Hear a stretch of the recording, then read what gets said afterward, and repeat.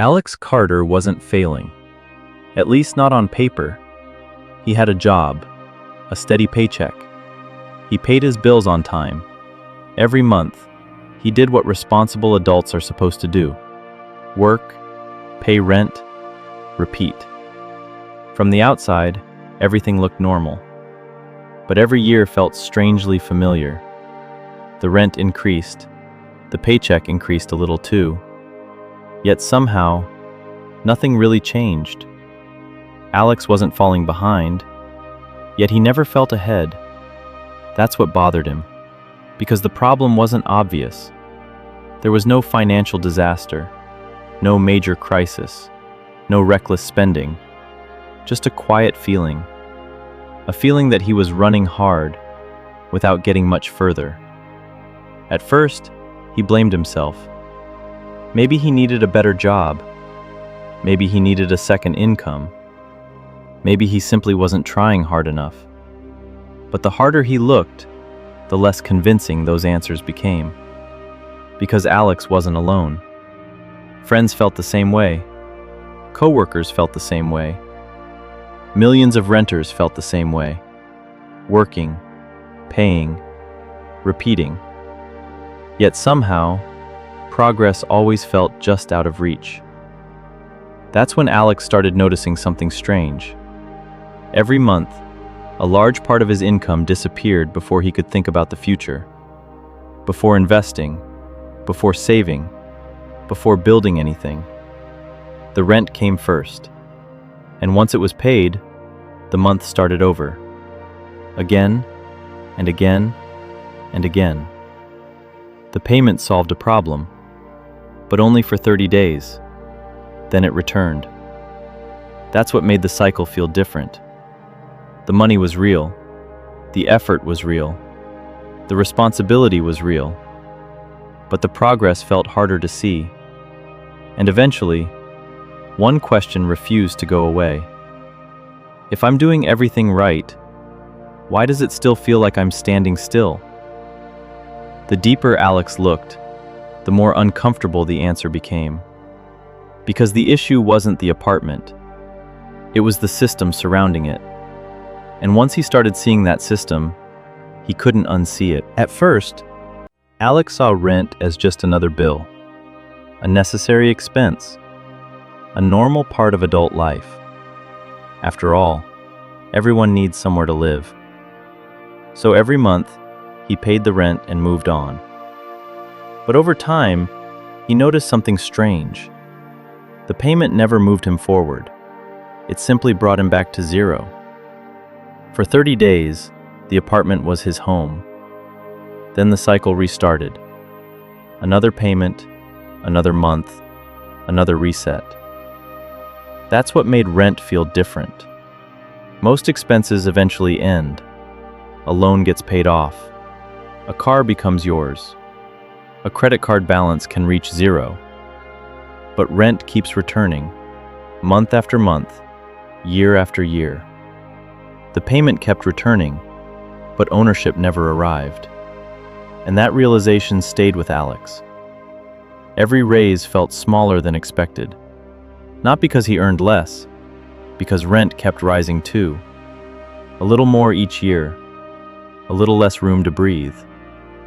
That's when Alex started asking a difficult question. Where was all the money going? The payments were real. The years were real. Yet the progress felt harder to find. That's what made the cycle exhausting. Not the payment itself, the repetition. Work, pay rent, start over. Work, pay rent, start over. The routine felt normal, until Alex realized how much of his future depended on the next lease renewal. Would the rent increase? Would the budget still work? Would he need to move? Those questions returned every year. That's when he noticed something most people rarely talk about. Rent wasn't only affecting his money, it was affecting his mindset. The constant focus on the next payment, the next renewal, the next increase. Not struggling, not failing, just unsettled. And that's what made the cycle powerful. People can handle hard work. What wears them down is feeling like hard work isn't changing anything. That's when Alex understood something important. Rent solved today's problem. It didn't automatically build tomorrow's position. And once he saw that, for years, Alex never questioned the rent. The payment felt normal, necessary, expected. So he kept paying it, month after month, year after year, until one evening, he did something he had never done before. He added it all up. Not 1 month, not 1 year, all of it. The total surprised him. The money was real. The years were real. Yet there was very little to show for either. That's when Alex realized something uncomfortable. The hardest part of renting wasn't the payment. It was the feeling that every month disappeared behind him. The apartment solved a problem, but only temporarily. 30 days later, the same problem returned. And so did the payment. That's why the drain was invisible. Nothing dramatic was happening. No disaster. No major mistake. Just a steady outflow. Quiet enough to ignore. Powerful enough to shape the future. That's when Alex noticed something else. The rent wasn't only consuming money. It was consuming capacity. Capacity to save. Capacity to invest. Capacity to recover from setbacks. Little by little, month by month. That's what made it difficult to see. Most people don't wake up feeling trapped. They arrive there gradually. One payment, then another, then another, until years pass, and the distance between effort and progress begins to grow. That's when Alex started asking a deeper question. What was he actually building? Because he was working, earning, paying, but building? That was harder to answer. Maybe that's why so many renters feel frustrated. Not because they're irresponsible, not because they're lazy, because human beings need to feel movement, progress, momentum, a sense that today's sacrifice improves tomorrow. When that feeling disappears, motivation often disappears with it. That's the hidden cost nobody puts on a lease agreement. The feeling of standing still. That's when Alex understood something important.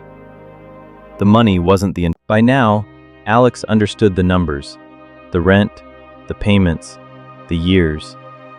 But one question remained. Why did renting feel so exhausting? The answer wasn't financial, it was psychological. Because people can tolerate hard work, what they struggle with is uncertainty.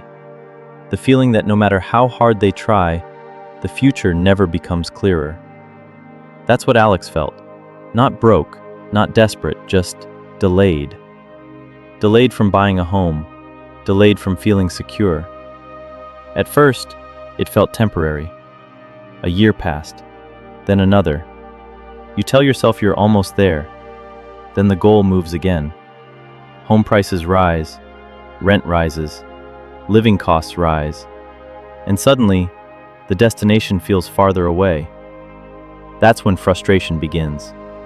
Not because people aren't moving, because it feels like the finish line is moving too. Alex saw it everywhere. Friends delaying plans, couples postponing decisions, families waiting for the right time. Always waiting, always almost ready. That's what uncertainty does.